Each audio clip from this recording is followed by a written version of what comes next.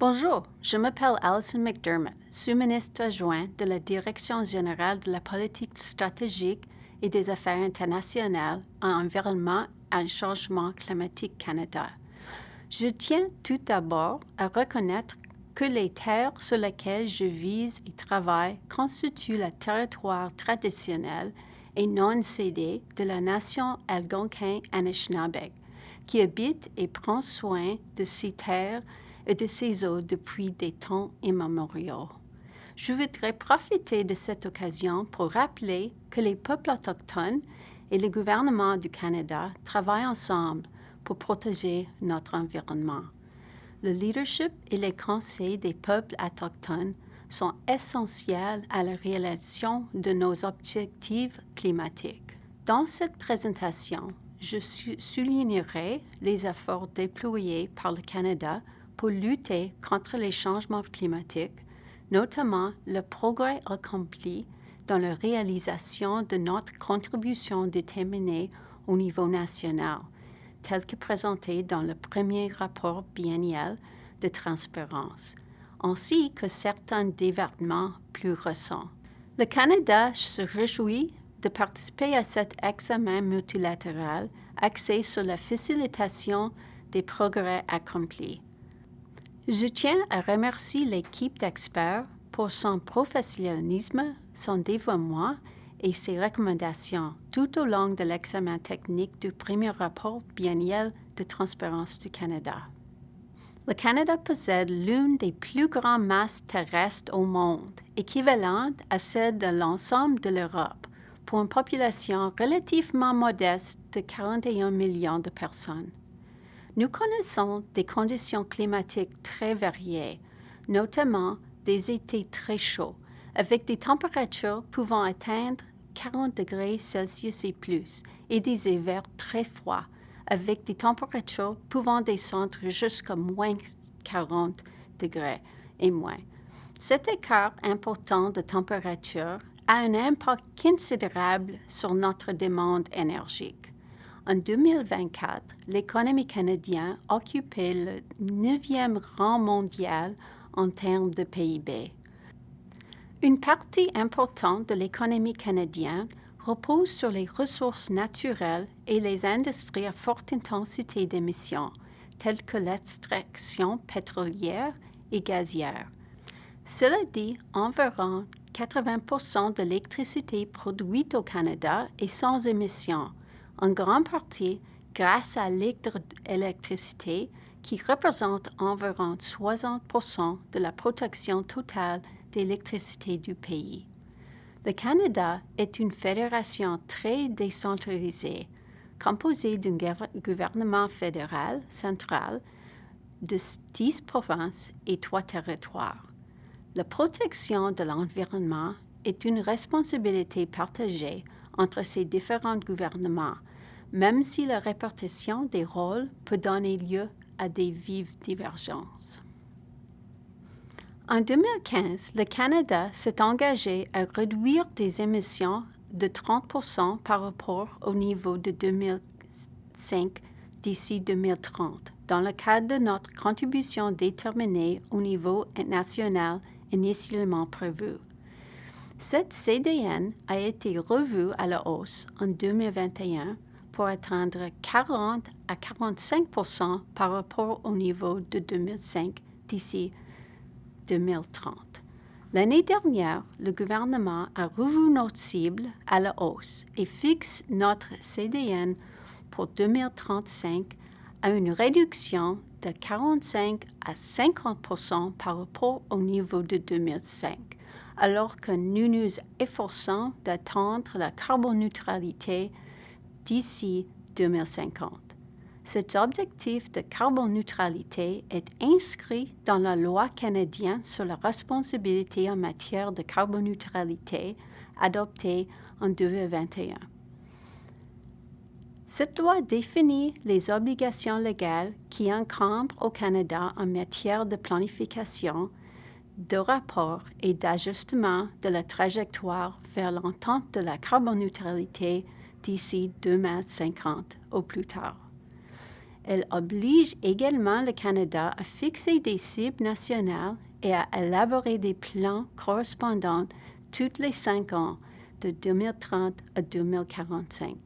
Ces cibles sont ensuite communiquées à l'échelle internationale en tant que CDN dans le cadre de l'accord de Paris.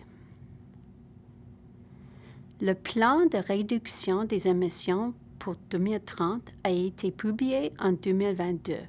Il s'agit du premier plan élaboré dans le cadre de la loi canadienne sur la responsabilité en matière de carboneutralité. Il fournissait une feuille de route secteur par secteur pour atteindre la cible de réduction des émissions pour 2030 du Canada et mettait en place les fondements nécessaires pour parvenir à la carboneutralité d'ici 2050.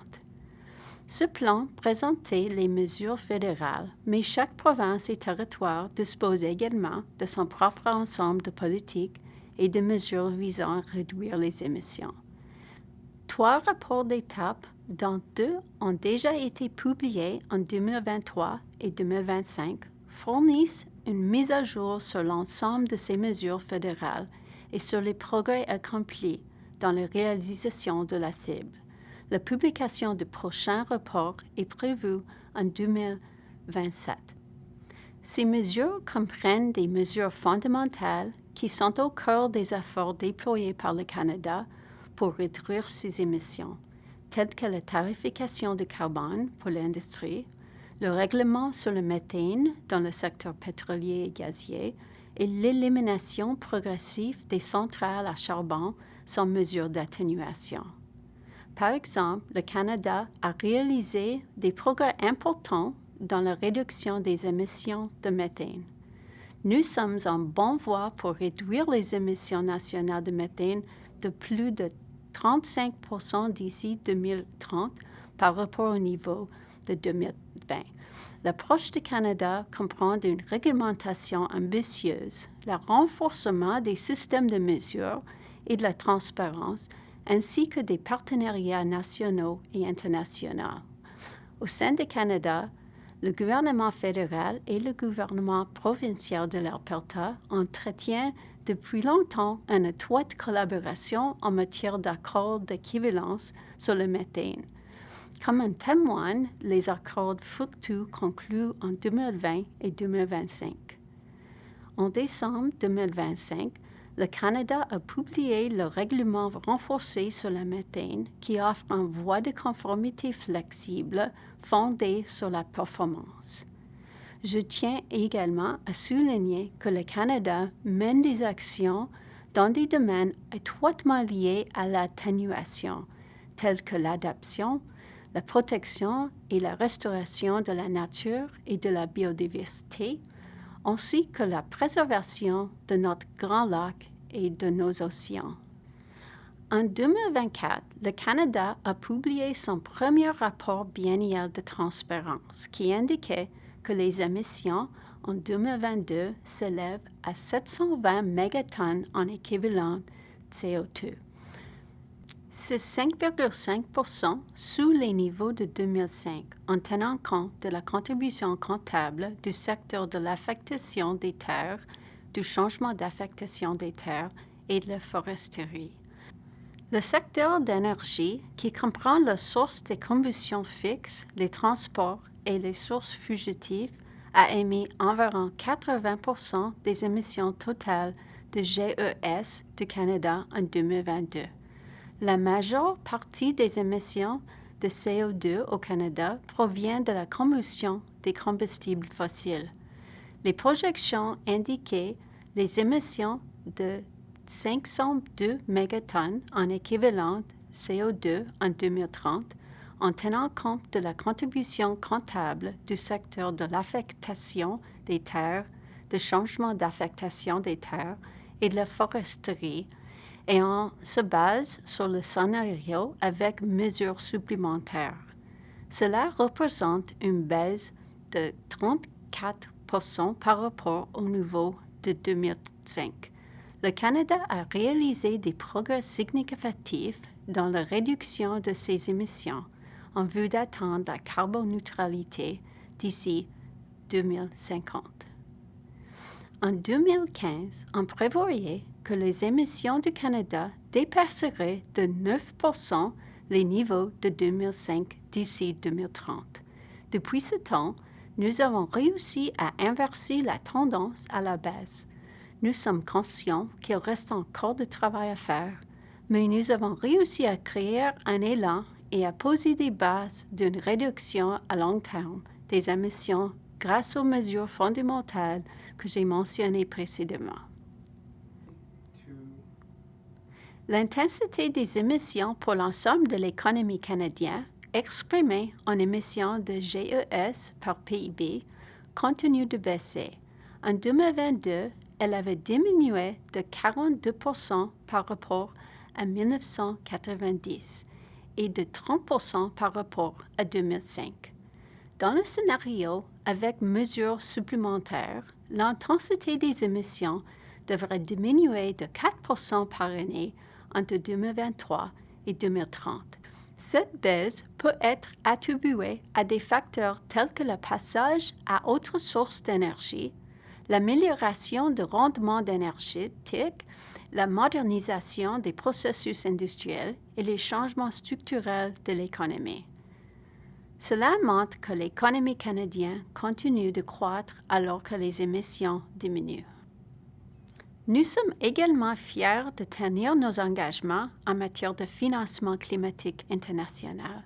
Entre 2015 et 2022, le Canada a fourni et mobilisé plus de 8,7 milliards de dollars aux pays en développement, dont plus de 3 milliards pour 2021-22.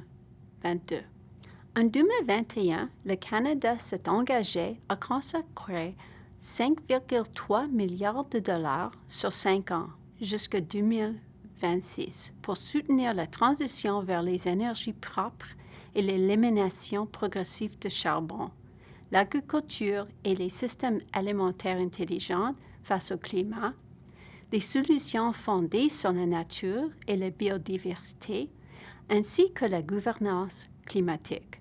Nous avons pleinement atteint cet objectif.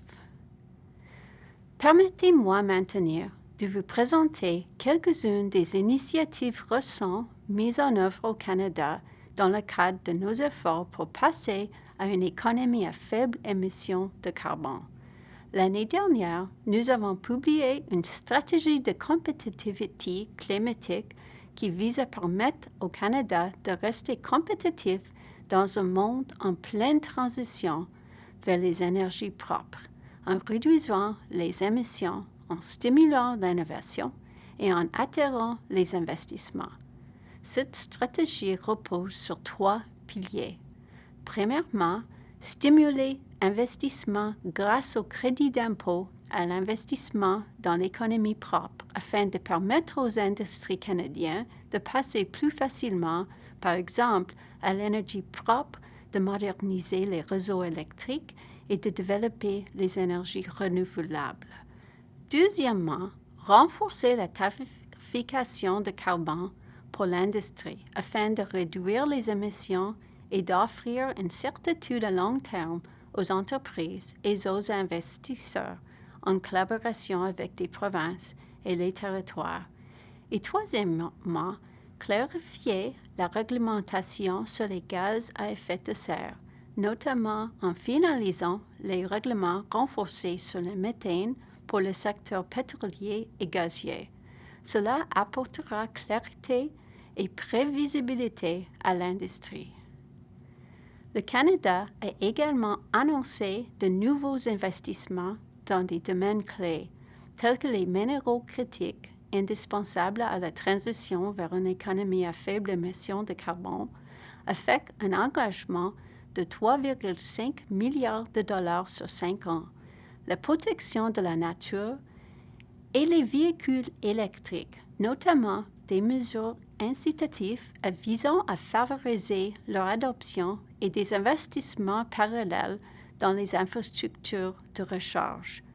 Ces investissements permettront une profonde transformation de l'économie et nous mettront en meilleure position pour atteindre la carboneutralité d'ici 2050.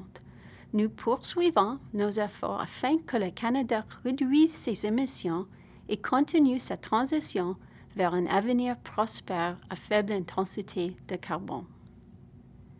Je tiens à vous remercier de votre attention et de l'intérêt que vous portez aux mesures climatiques prises par le Canada. Nous nous engageons à poursuivre nos efforts dans la lutte contre les changements climatiques en étroite collaboration avec les provinces et les territoires, les peuples autochtones, les entreprises du secteur privé et nos partenaires internationaux.